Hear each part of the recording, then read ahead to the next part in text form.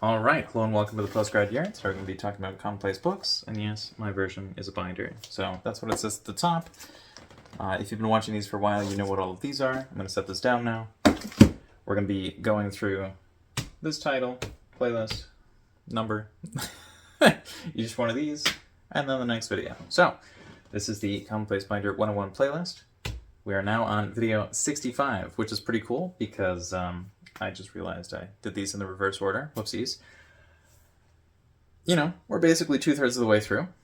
And so the title for today is Touring Commonplace Binder. So I'm going to be hoping to do a set of 4 videos today, 4 videos the next day, 4 videos the day after that, and 4 videos the day after that, which will bring us from 64 completed to 80 completed. So I'm really looking forward to that. Just remember, this is down here, and I will reference that later.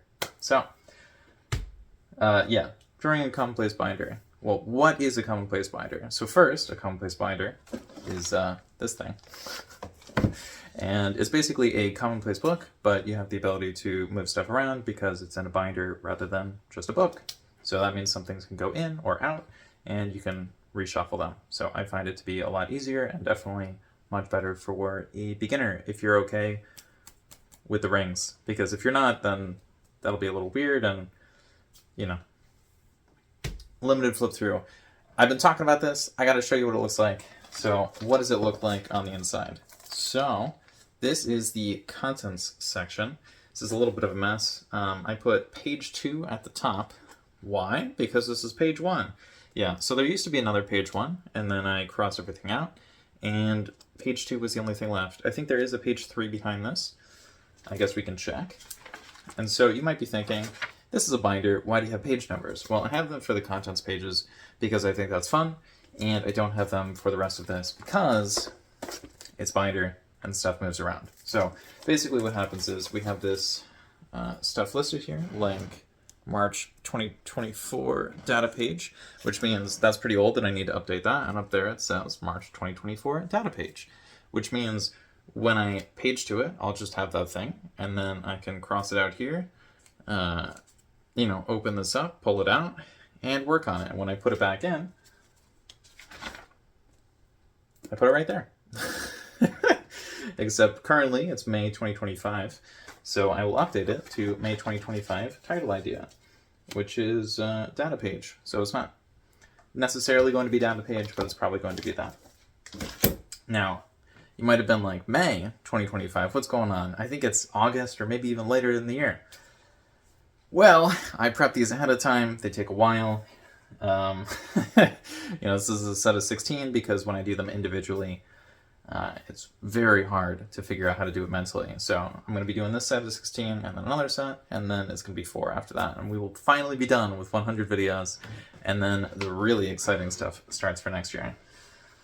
But yeah, that was a very limited flip through, and, well, our time is rather limited, so we got to keep going.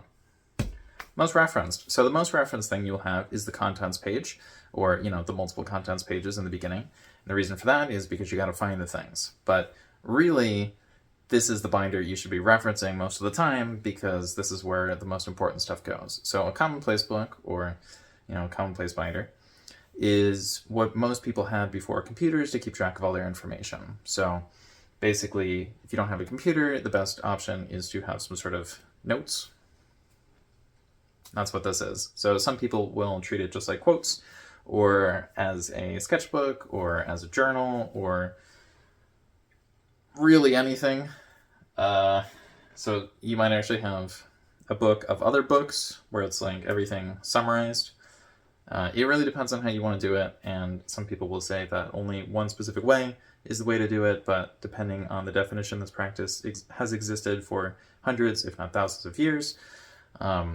A lot of people think that thousands is definitely stretching it, but it really depends on what your definition is, how strict it is, who it applies to. Move to the back. So earlier, we gotta move to the back of this list, or the bottom of this list. Like, this is taking forever. We're 4 minutes. Ooh, that was cool. It was 4 minutes, 44 seconds. So if you don't like 4s, that's a little terrifying. I don't really care about 4s. Move to the back. So when we get the item in the beginning, the contents page. We see that there's something listed here. We cross that out, we take this out, and close it back up again. Then when we put it back, we want to move it to the back here. And so the reason for that is we're not just putting it back in the front, we're moving it all the way to the back. So whatever is the bottom thing on the list that says May 2025 secondary tags, if we go to the back,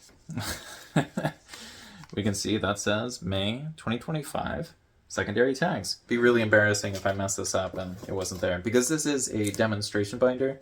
I do use it to record my videos. So for example, this is video 65, which means we're looking at tour. So I'm not really sure if you can see that there. Don't want to put it too close because it might screw up the lighting and the audio, because I am using my phone. So I'm going to set this down. Outdated surface level. So if you have this binder and it takes a lot of time, you put all this effort into it, it might be that when you started out, you were writing down like, food, that's a category. I eat things sometimes.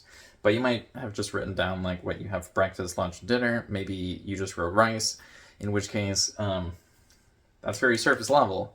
And it might be you found out you were allergic to some types of rice, or you didn't buy rice anymore. And so that would be outdated. So you have outdated surface level information. And normally this sort of thing is supposed to be more of other people's stuff, and then you write your notes on other people's stuff. So that looks pretty unhelpful. And it might be that if you have a binder or, a book, your stuff's just going to sit in there and it's going to be super outdated. Now, that's one of the problems with a book as opposed to a binder, because in a book, all the stuff is stuck there. So unless you're okay with rebinding books over and over again, it's just going to be better to go with the binder. Sound and texture. So one of the cool things is you can make some noise and also feel the pages. It's kind of fun to have a thing where you're like, this is mine, I own it. Just saying. Performing surprise. So I'm not really sure what's going on here. Maybe I need to do something a little weird. No, it does perform a function that we don't really need to worry about now. So for example, if you want ideas, you might just Google ideas. No, probably not. You might enter that into a chatbot or just search for a specific type of thing. Click on images on Google or whatever search engine you use. Scroll down and see all the different ideas. Well, before that, when people didn't really know where they wanted ideas from, what they wanted to look at, and they didn't have a computer, and sometimes they didn't even have other people to talk to because they're just up in a library late at night, where are they going to get the surprise from? They want to see something new or something they haven't seen in a long time, something of quality. Well, they're going to check their Commonplace, of course, because that's all their notes. So they can go through and you can feel like you're being surprised a little bit. And so sometimes the connections themselves will be surprising. Sometimes you'll just forget that something's in there. We don't need to worry about that. We got to move on. It's already after 8 minutes. Reverse priority. So sometimes the things won't make a whole lot of sense. You'll be like, wait a second, okay. I have this one thing here and this other thing here. Maybe I need to change the listing. So for example, if this was done like a to-do list, it might be you had something important here and something important here, and all 5 of these were important. But then you did this task and you were tired of looking at this task because you couldn't get it done. And so you can't get it done right now. You can get it done later. So what that means is you would just take it and like move it down there. And all of a sudden you reverse the priority of the thing, because normally people look at the top and they're like, ooh, the top is the most important. And that's why I have it listed first. So if you have something that you're really struggling with, you can just move it to the bottom. And so if you have a to-do list in your Commonplace, which is something that some people do, like for example, Da Vinci, as far as I know, had a bunch of to-do lists in his Commonplace, but depending on the definition, you might not count Da Vinci. So really depends who you're counting, how you're counting them. But yeah, if you don't want to worry too much about the rules, which you're probably not worrying about too much if you're focusing on the binder, you're like, I just want to try this thing out. I don't really care about the technical terminology. We're just going to start and then we can get closer to it over time or decide that's not for us. Yeah. So what are we talking about? Well, I feel like I've kind of already explained this. You know, Commonplace binder, basically a Commonplace book. Commonplace binder doesn't actually exist. Like, that's not a thing. So after I've made this 100 video playlist, maybe people will start mentioning it that way. There was somebody in the comment section, which I believe called it Commonplace bindering, which was kind of funny as like a process, but that was a few months ago. Actually, you know, by the time that this video comes out, it would have been like half a year ago. How? Well, how you tour a Commonplace binder is quite simple. It's a little bit more in-depth than what I showed at the beginning of the video. But basically, you open this up, and then you're like, ooh, what do I want to work on? And so you'll just go to the thing, and then open up to that specific spot. I haven't seen that section in a while. I need to update it. So yeah, from other people. This is one of the things that a lot of people consider to be the most important. It's not just whatever ramblings you happen to have. It might be other people's ramblings. Hopefully they're better work. So from a person, a place, a thing, I guess. I don't know. Write it in. Just write it in. So, you know, it doesn't really matter what it is from another person, as long as you're both okay with it. And you just write it in to the binder, and then you will move it around if you want to. You might cross it out. You might be like, I don't know about this. But you'll probably be able to do something with it, even if you write a note that says, to your future self, don't do this specific thing. So this is a solo endeavor. This is the solo card I haven't touched yet along the way. I'm not really sure why I got that. So solo endeavor, why is that? Well, you're doing the little performing surprise thing where you're the only one in the library late at night. No, there might be other people, but it's a little weird to have a non-solo endeavor if you're doing something similar to this. So if someone's using digital devices, they're probably using Tumblr or Pinterest or whatever stuff is related to commonplacing. If, you know, they're watching a Commonplace video. Maybe you'd actually count Reddit the same way. I don't know. But you're just looking for the things that you like, or the algorithm's looking for things that you like and giving it to you. So, like, in some ways, this feels a little unnecessary. But if you like the paper, it might be fun to work with the basics. So this is what people used decades ago. It might be that decades from now, people use this again because we're not spending as much time on our computers or phones. You know, alternatively, we could just have, like, things beaming directly into our eyes.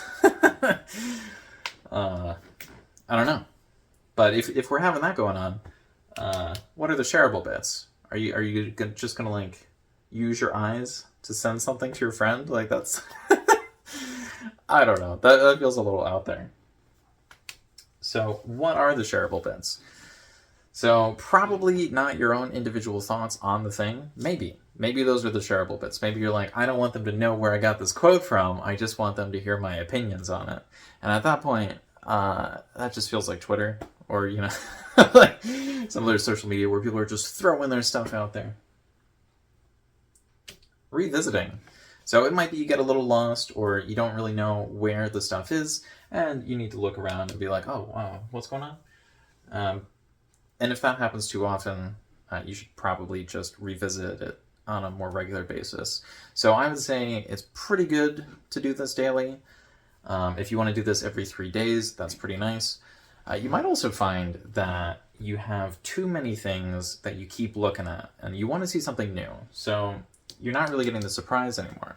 And so instead of one binder, it might actually be good to have 12 binders. Now I know that's extremely excessive, so I'm going to recommend 13 binders. So you have one main binder, and then you have 11 other ones. Yeah, I didn't do the math right there. You have one main one, and then you have 12 other ones. So if you have a set of 12, obviously it's 1 and 11, but if you have 13, then it's 1 and 12. And so why would you do that?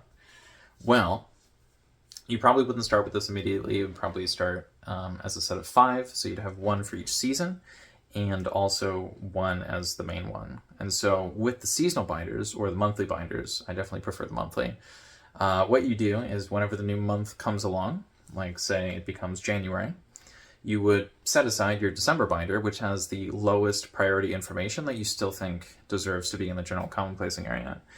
And then you work on the January and the standard commonplace. And so what this allows you to do is have something new, which is just cycling through, which is most of the stuff you want to get rid of, but you're not really sure about it, and you're still holding on to it. And so this way it won't clutter up the main binder, but you won't throw it away, which is quite useful. Now, I think the most useful way to do this is if you're getting rid of old information. For example, school notes. If you have notes from school and you don't know what to do with them, you can just put them into this monstrosity. And as you go through your stuff, you're going to realize, oh, well, this is okay, this is not really okay. Okay, we'll get rid of this one, and this one will stay for now. But it might be eventually, one of them becomes useful. Could also be that both of them are entirely useless. I don't know. Depends how you use them, how you combine them. But over time, you want to make this stuff more yours rather than just random stuff. Contents as summary. So it might be you go through all your school notes and you're like, well, I don't know. I don't even know what's in here anymore. I haven't seen this in a while. I was trying to get the surprise back, so now I have these 12 other binders. So the contents will kind of give you a summary of what you're working with. And so I haven't done this in a while because my room got very dusty and I kept having dust fly in my face. And there are a few other reasons related to it, but they're not related to the actual process. So if you have one of the random things happen to you, it might make it a little difficult. But in terms of the process itself, it should be fine. So the contents will provide a little bit of a summary if you forgot what you're looking at, if you haven't looked at it in months or years. That's one of the great things about the 12 binder method. Maybe I'll do a video on that in the future, but basically it's just great because it's all the stuff you want, but not the stuff you want to see all the time. Like you might have a friend where they're like great to hang out with once a month, but you would not want to hang out with them every single day. Like that would just be too much. They're a friend for a specific thing rather than like an all-day, everyday kind of situation. Unusual labeling. It might be a little bit unusual to label a friend as a once in a month kind of interaction kind of person. But we're not labeling people, we're labeling things. And so when we're labeling things to put in the commonplace, you don't necessarily have to organize everything by letter or by time or like chronology. Like there's no specific categorization you need to follow. I think I still screwed up that word, but that might have been entertaining to watch, so I might leave that in. Vertical shot. So when recording the binder, it's good to actually record it from above, because then we're going down. It does make the audio a little bit weird, but nobody's complained about that in the past. So when I'm recording the inside of the book, I will actually have to go over to my desk and have a gooseneck go over top and, hold the phone so I can record. I can do that. Maybe I should have done that for this video.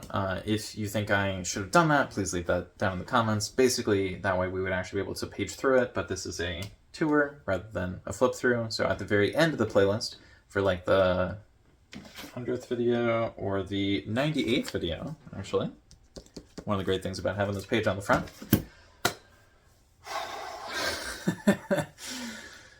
the flip through will actually show everything within the binder. So if you really want to see what's in there, just wait until then. I guess there's older videos. They're not good. They're they're not good compared to what I can make now. This one is a little bit long and rambly, and the reason for that is because it's the beginning of a set of 16.